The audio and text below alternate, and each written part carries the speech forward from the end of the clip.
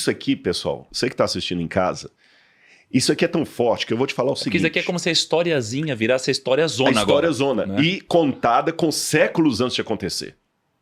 Isso aqui é tão profundo. Se você que está assistindo, talvez for agnóstico, ateu, tá? Vou chamar o Bruno Perini para... O Bruno ia gostar dessa parte. Perini, isso aqui é para você que gosta de história, viu? Uma mente tão brilhante como Isaac Newton ficou tão impressionado com o que nós vamos mostrar para você aqui agora, que Isaac Newton escreveu um comentário de Daniel e Apocalipse. Isaac Newton foi uma das maiores mentes brilhantes de todos os tempos, superior a Einstein quase. E Isaac Newton escreveu mais de Bíblia do que de ciência. Inclusive sobre Daniel. Isaac Newton ficou impressionado com como é que uma profecia pode se cumprir com tantos detalhes ao pé da letra. Não é coincidência. Não, o QI de Isaac Newton é entre 190 e 200, a estimativa. Exatamente. Nossa, mãe do céu. Mano, pensa nisso. Então, ou seja, o que eu tô falando aqui não é coisa... que vergonha, eu gostava do Tiago quando ele era ateu, agora ele falava só de dinheiro, agora ele tá falando de Bíblia, caiu no conceito. Pelo contrário, eu acho que agora ele ficou mais sábio. Agora eu falo de dinheiro. E com mais sabedoria.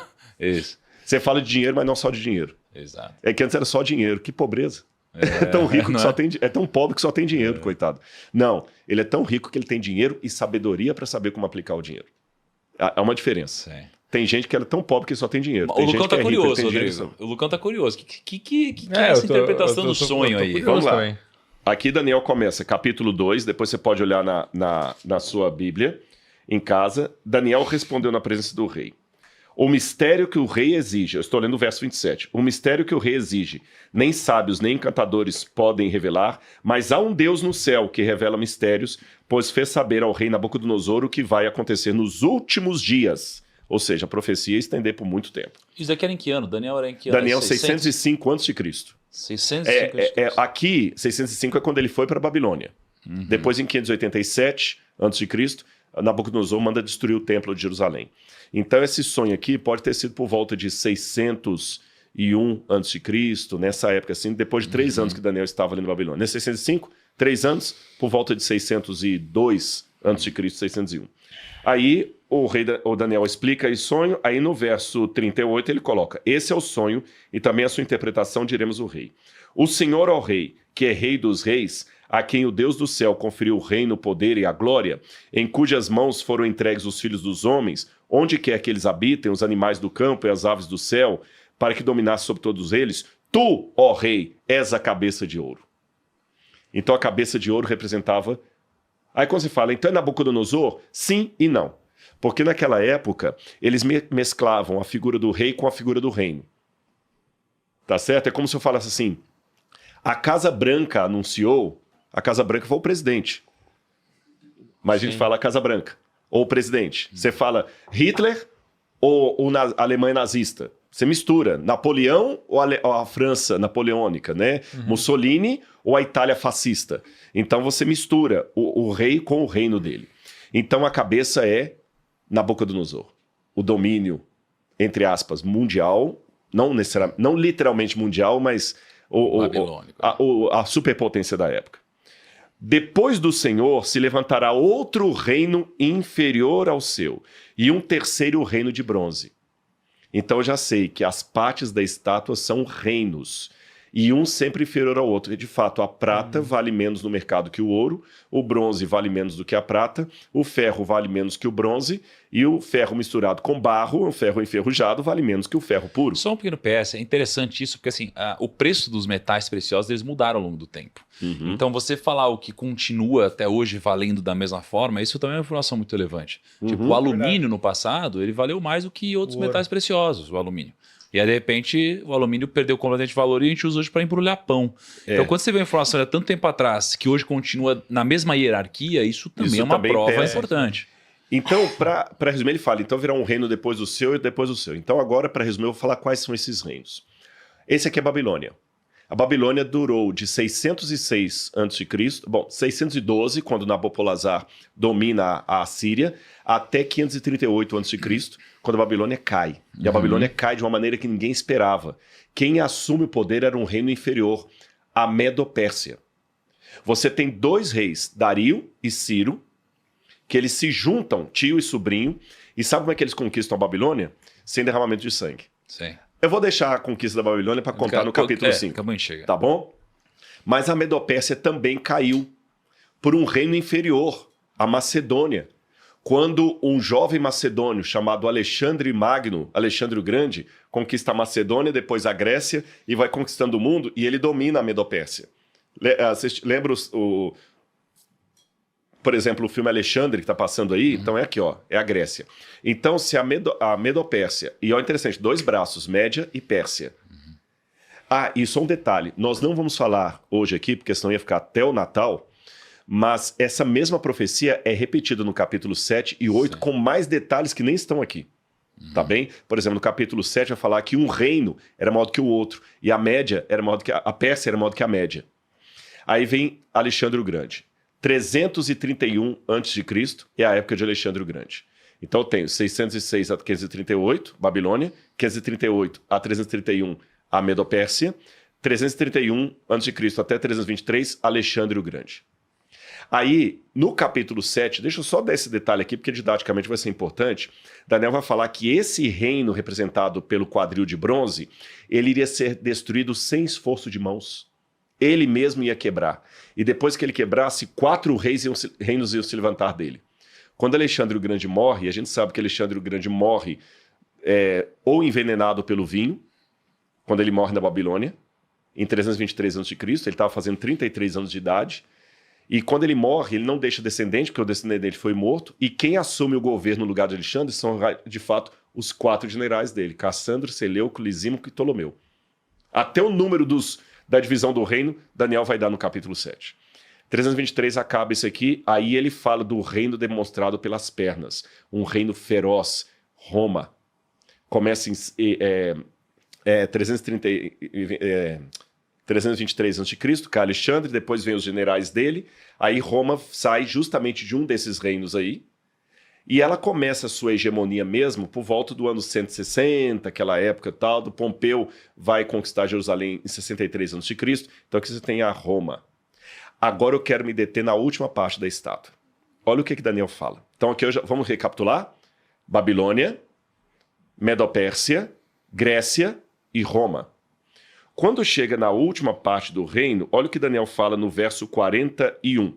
Você pode ler para a gente, por favor, 40? 41. 41. Como viste, os pés e os dedos eram em parte de barro e em parte de ferro. Isso quer dizer que esse será um reino dividido, mas ainda assim terá um pouco da força do ferro, embora tenha visto ferro misturado com barro. Pode continuar. Assim como os dedos eram em parte de ferro e em parte de barro, também esse reino será em parte forte e em parte frágil. E como viste, o ferro estava misturado com o barro. Isso significa que se buscarão fazer alianças políticas por meio de casamentos, mas a união decorrente dessas alianças não se firmará, assim como o ferro não se mistura com o barro. Vou parar aí. Então a gente aprendeu que esse último aqui seria a continuação da perna dividida. Tá certo? Tanto é que é ferro misturado com barro. Aqui mudou o metal, aqui mudou o metal, aqui mudou o metal. Aqui não, só misturou com barro. O que aconteceu em 476 depois de Cristo? Roma ocidental foi dominada pelos povos bárbaros. Vieram os vândalos, os ostrogodos, os lombardos, os suevos, os francos, os saxões, vários grupos bárbaros que estavam ao redor de Roma, eles descem e em 476 depois de Cristo eles conseguem entrar na capital, matam o imperador de Roma e aí cai Roma ocidental. E eles dividem o Império Romano em várias etnias dos próprios bárbaros ali, tá certo? E aí que vão surgir, por exemplo, os suevos viram Portugal. Os gálios e francos viram a França. Os saxões viram a Inglaterra. Por isso que a língua saxônica, né? Os lombardos, os alemanos viram a Alemanha. Os vândalos, érulos e ostrogodos viram a Itália. E Daniel também falou que esses 3 reinos iam cair para subir uma hegemonia na Itália, no capítulo 7. E acontece exatamente isso, os vândalos, érulos e ostrogodos caem, e aí surge uma hegemonia, que é a hegemonia papal. E aí você tem esses reinos formando os países da Europa Ocidental hoje.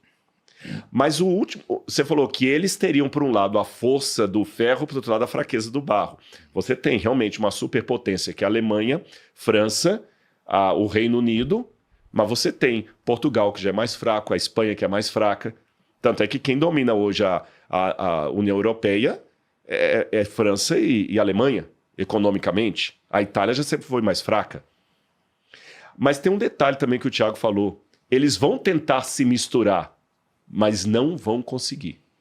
Durante várias épocas houve tentativa de unificar. O Napoleão tentou unificar a Europa, não conseguiu. Carlos Magno tentou unificar a Europa, não conseguiu. Falei Napoleão, né? Adolf Hitler tentou dominar a Europa e unificá-la e não conseguiu. Mas deu mais um detalhe. Diz também que eles iam se unir por intermédio de quê? Casamentos. Casamento. Teve uma época na história da Europa Ocidental que era todo mundo casando com todo mundo. Por exemplo, a Rainha Vitória foi chamada de avó da Europa, porque ela tinha descendentes em todos os lugares do mundo. O sobrinho neto dela, o neto ou sobrinho neto, agora eu não lembro, que era o Wilhelm, da Prússia, da Alemanha, era neto dela. Vamos pegar o Dom Pedro I, por exemplo, do Brasil. O Dom Pedro I era filho de Dom João VI, que era rei de Portugal, casado com Carlota Joaquina, que era princesa da Espanha. E Dom Pedro, por sua vez, era casado com a princesa da Áustria, gente, a Leopoldina, que era da Áustria. Já percebeu quantas uniões de matrimônio teve na Europa? Se você fizer uma história mesmo do surgimento da Europa, a Europa, todo mundo tinha parente em todo lugar, e mesmo assim ela não se unificava. Depois houve a tentativa do mercado comum europeu para unificar a Europa. Não conseguiram. Eu fui mochileiro na Europa antes da União Europeia. E nessa época eu lembro que a gente ia para Portugal, usava o escudo. Ia para a Itália, usava a lira. Ia para a França, usava o franco. Cada país tinha uma moeda. Aí já estavam anunciando, nessa época lá, a União Europeia. E eu lembro que eu, na França, conversando com um francês que não queria acreditar na Bíblia, eu falei assim, essa União Europeia, ela não vai vingar. Por quê? Vai, lógico. Tá. Porque a profecia diz que eles vão conseguir uma aliança, mas que não será duradoura. A Europa nunca mais vai se unir. E, de fato, eu já estava prevendo o Brexit, e eu não sou profeta. Tanto é que o Brexit teve, a Inglaterra saiu, a União Europeia hoje ela existe ainda, não sei por quanto tempo vai existir, mas ela não tem aquela força que todo mundo esperava de uma união, e os países continuam independentes. Itália é Itália, Portugal é Portugal, Espanha é Espanha, França é França. Tá certo? Exatamente como a profecia disse, eu estou falando há séculos no passado. Sim. Agora, antes de passar para o próximo versículo que eu queria que você lesse, Tiago, raciocina comigo, é uma questão de inteligência. E lembra, isso aqui não é coisa de crente retardado, não. Isaac Newton acreditou nisso. Será que Isaac Newton era um babaca? Eu creio que não. Para mim, do ponto de vista acadêmico, é mais fácil acreditar que tem uma mão divina por detrás da história do que crer que tudo isso é coincidência. É só coincidência. É muita coincidência para ser só coincidência. A profecia acertou desde Daniel até hoje. Agora lê o próximo verso, por favor, Tiago. No verso 44. Na época desses reis, o Deus do céu estabelecerá um reino que jamais será destruído e que nunca será dominado por nenhum outro povo. Destruirá todos os reinos daqueles reis e os exterminará. Mas esse reino durará para sempre. Verso 45. E aí, esse é o significado da visão da pedra que se soltou de uma montanha sem auxílio de mãos, pedra que esmigalhou o ferro, o bronze, o barro, a prata e o ouro. O grande Deus. O Deus poderoso mostrou ao rei o que acontecerá no futuro, o sonho é verdadeiro e a interpretação é fiel. E eu posso dizer que é fiel mesmo. Ou seja, nós estamos vivendo em que parte da estátua? Na cabeça? Não. Nós estamos vivendo aqui na divisão. E é nos nossos dias que Deus vai suscitar um reino dos céus. Por isso que eu prego em todo lugar que eu vou, falo mesmo. Jesus voltará. A segunda vinda de Cristo foi profetizada e ela acontecerá nos nossos dias. Quando, Rodrigo? Não sei. Não sei se vai ser daqui a 1 ano, 2 anos, 10 anos. A gente pode tentar algum prognóstico, mas assim, com parcimônia para não virar profetado. Porque ninguém sabe o dia exato, mas a profecia vai se cumprir. Para mim, a história de Daniel é um exemplo de quem foi raptado, cara, foi castrado, veio de baixo, foi submetido a tudo que ele não queria, uma situação completamente adversa. Assim como as pessoas falam hoje que mas tal pessoa é fácil, para outra pessoa dá. Para mim é impossível, eu tô aqui nessa situação. Daniel estava pior, provavelmente. E, cara, e olha onde ele chegou. E onde ele chegou. Quem tem uma mentalidade elevada, ele pode estar na pocilga, ele vai ser diferente dos porcos. Aí Daniel foi... Aí interessante que na oração de Daniel, olha como é que ele fala assim, Senhor, por que Daniel ficou preocupado? Essa oração dele, veja bem, raciocina comigo. Ele estudando Jeremias, ele falou, os 70 anos estão para acabar. Era para ele ficar contente, soltar fogos. Ele ficou angustiado. Por que ele ficou angustiado? Porque ele sabia que o povo foi para a Babilônia por causa dos pecados deles. E eles não aprenderam a lição com a Babilônia. Nós temos outros tabletes cuneiformes que contam a vida dos judeus na Babilônia e eles começaram a se sentir em casa. Muitos judeus começaram a ter banco, a emprestar dinheiro para os babilônios, começaram a prosperar financeiramente. Agora vem um nó aqui no... Muitos judeus prosperaram na Babilônia. Eu tenho isso documentado arqueologicamente falando. A gente tem documentos de judeus começando a colocar nomes babilônios nos filhos. E prosperando. Aí aqui tem um desdobramento, não uma correção, nem uma contradição, mas um desdobramento do que você fez, viu? Há pessoas medíocres que vão prosperar, mas pelo motivo errado. Aqui é um desdobramento da prosperidade que a gente quase não fala. A gente sempre pensa assim, se você fizer o que é correto, você vai prosperar. Se você não fizer o que é errado, o que é certo, você não vai prosperar. Mas haverá situações nesse mundo de pecado que você vai fazer coisa errada e vai prosperar. Então, no frigir dos ovos, a pergunta não é se eu prosperei ou não prosperei. De que modo eu prosperei? Certo. Eu prosperei de um modo que Deus aprova ou eu prosperei de um modo que o diabo colocou a mãozinha dele? Porque eu posso prosperar também vendendo drogas. Eu posso prosperar também traficando pessoas.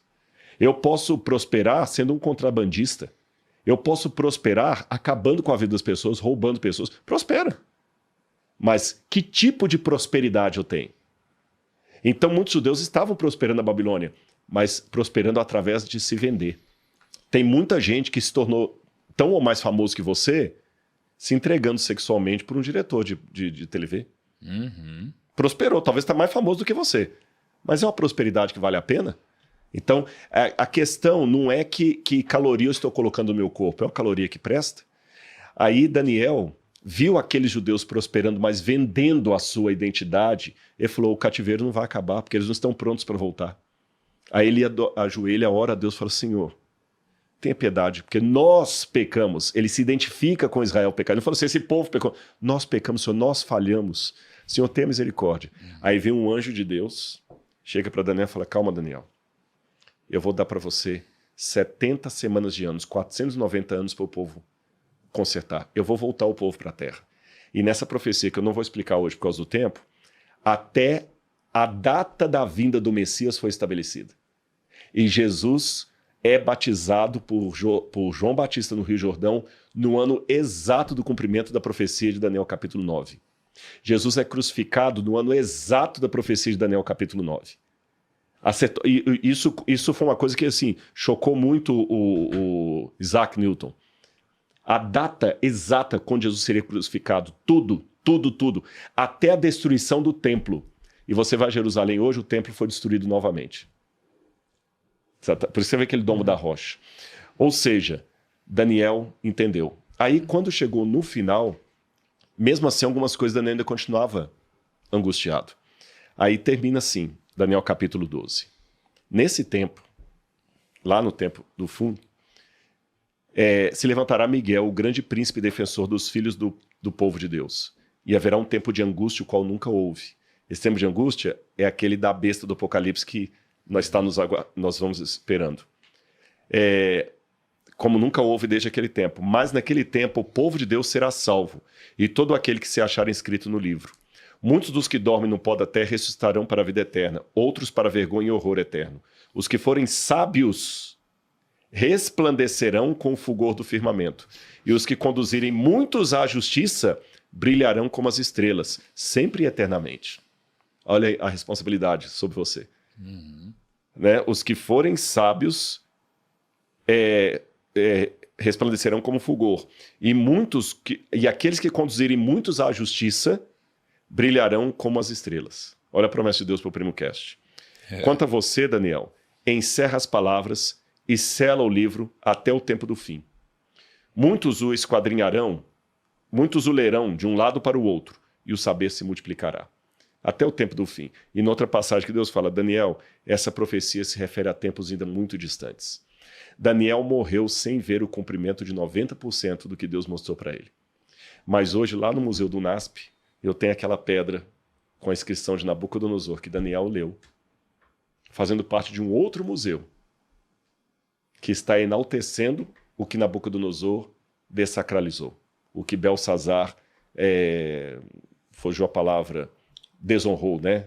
Profanou. E hoje está aqui. E nós estamos vendo como a arqueologia, surgindo no final do século XVIII, ela começou a mostrar a realidade de Daniel, descobriu a Babilônia, descobriu as personagens mencionados em Daniel, descobriu o contexto histórico de Daniel. A Bíblia continua aqui até hoje. O Deus de Daniel está aqui e mostrando que ele é o Senhor da história. Então, estudar Daniel e Apocalipse nos dá muita visão de vida. E para terminar, já que eu falei que Daniel é o Apocalipse do Antigo Testamento, o Novo Testamento, o Apocalipse de João, ele dialoga muito com Daniel. E qual é a grande mensagem de João para nós do século XXI? Caiu a grande Babilônia e se tornou covil de demônios de toda ave imunda. Sai dela, povo meu, para que não sejam cúmplices dos seus flagelos. Essa é a mensagem que está em Apocalipse capítulo 14 e capítulo 18. Caiu a grande Babilônia. Sai dela, povo meu. Então Deus fala, não fica apaixonado por Babilônia, não. Saia da Babilônia. O problema é que Babilônia tenta muito. Nem todo mundo quer voltar para Jerusalém. É melhor ficar no conforto do rio Eufrates a voltar para a cidade do Monte Sião. Mas eu prefiro a Nova Jerusalém, como diz o Apocalipse. Kaique, essa é para você aí, cara. Você sai da Babilônia aí, cara. Eu não tô na Babilônia. Tá na Babilônia? Tá na Babilônia, cara. Aliás, a última coisa, sabe o que significa Babilônia? Vida É aí. interessante. A Babilônia, sabe de onde que a Babilônia surgiu? Nós não falamos essa informação importante pro pessoal. De Babel. Olha só, A Babilônia começou com a fundação da cidade de Babel. E Babel, em acadiano, significa Bab-Ilu, o portal dos deuses. Mas a Bíblia, para mudar o nome com ironia, ao invés de chamar de Bab-Ilu, chamou de Bavel, que significa confusão. Então, a Babilônia, na verdade, é a confusão, porque lá começou a torre, a confusão dos povos. Olha só. Caramba. E Nabucodonosor tentou reconstruir a Torre de Babel, tá? Isso está documentado fora da Bíblia. Tenho certeza que você que assiste os nossos episódios aqui, especialmente aqueles sobre as histórias bíblicas, você é uma pessoa que gostaria de se aprofundar mais nisso. E tem uma boa notícia para você, porque a gente lançou há pouco tempo atrás, muito recentemente, a pós-graduação em Arqueologia, História e Interpretação da Bíblia com Rodrigo Silva. O grande. Beleza. O grande Rodrigo Silva. Inclusive, um aluno da pós em breve estará viajando comigo para Israel. Não decidiram ainda, porque tem um critério aí para escolher. Sim, impressionante. E alguns destaques aqui da pós-graduação, antes de a gente entrar no episódio. Primeiro, existe um certificado de excelência, porque é emitido pela UNASP, que é uma instituição com nota máxima do MEC. Vai ter um grupo exclusivo que vai com o Rodrigo Silva interagir no Telegram e um grupo específico vai para Israel junto com ele. Todos os alunos dessa pós-graduação vão ter acesso ao Bíblia Comentada, que é uma plataforma com mais de 400 vídeos, com aulas e séries exclusivas ali com o Rodrigo Silva e alguns convidados. E você, para poder garantir a sua vaga, é muito simples, né? Vai ter um QR Code na tela, um link na descrição, você aponta o seu celular ou clica ali, vai preencher o seu nome, seu e-mail, mas só faça isso se de fato fizer sentido para você. E aí você pode fazer parte da próxima turma de pós-graduação junto com o Rodrigo Silva, que é uma pós de respeito, com mais de 360 horas de conteúdo, uma série de professores convidados guiando você através da sua transformação.